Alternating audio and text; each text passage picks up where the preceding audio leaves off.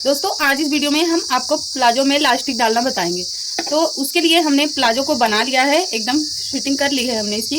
इसमें अब हम सिर्फ इलास्टिक डालने के लिए कपड़े को मोड़कर उसकी जगह बनाएंगे और इलास्टिक को डालना बताएंगे। तो सबसे पहले हम इस तरह से अपने कपड़े को मोड़ लेंगे और इलास्टिक हमारी 1.5 इंच चौड़ी है, तो उसके लिए हमें उसी तरह से इसकी जगह भी बनानी होगी।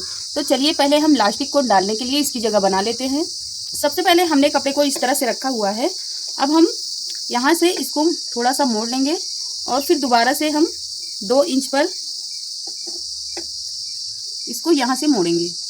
इस तरह से हमें इसको 2 इंच पर मोड़ना है अंदर की साइड में, क्योंकि हमारा जिससे कि इलास्टिक आसानी से जा सके और सिलाई भी लग सके। तो इस तरह से हम इसको बनाएंगे और बराबर से सिलाई लगाएंगे।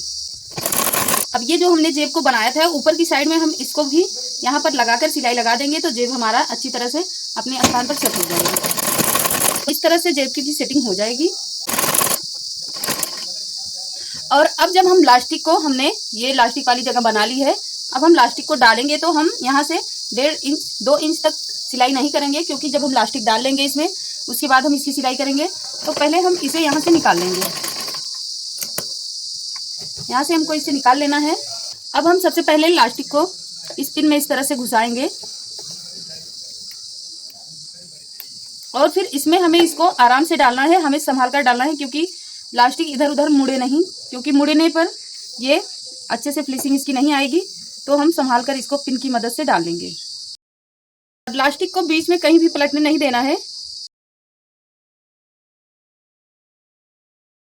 तो दोस्तों अब ये जो हमने इलास्टिक डाल ली है उसको हम यहाँ से इस तरह से रखेंगे और पिन से इसको एक बार लगाएंगे, क्योंकि अभी हम जब इसको सेट करेंगे तो ये इसका पलटने का डर रहता है।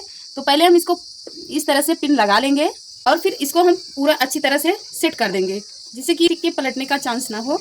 और वैसे हमने इलास्टिक को संभाल कर डाला था, इसमें पलटने का कोई चांस है भी नहीं।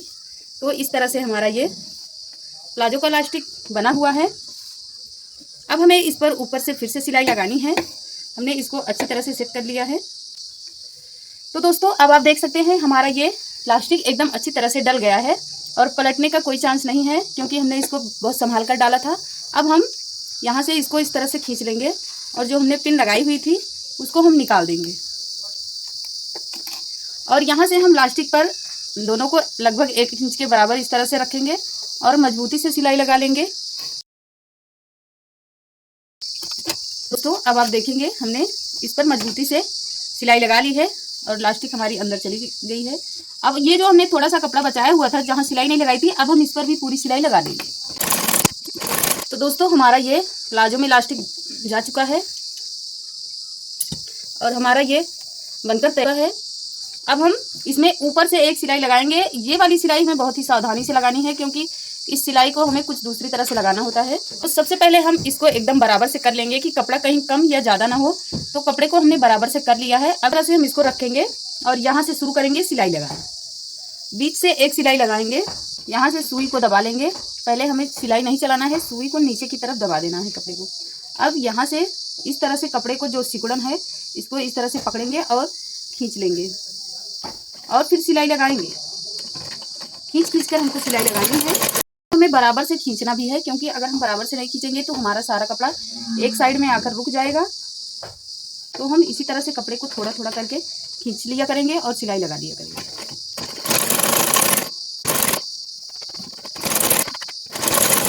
तो दोस्तों अब इसी तरह से हमने खींचकर सिलाई को लगा दिया और अच्छे से सिलाई हमारी लग भी गई है। तो हमें जब इलास्टिक को डालना होता है तो हम इसी तरह से इसको डालते हैं।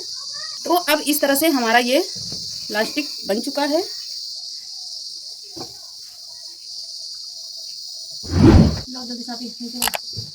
ठीक है, थंबनेल बनाओ तू।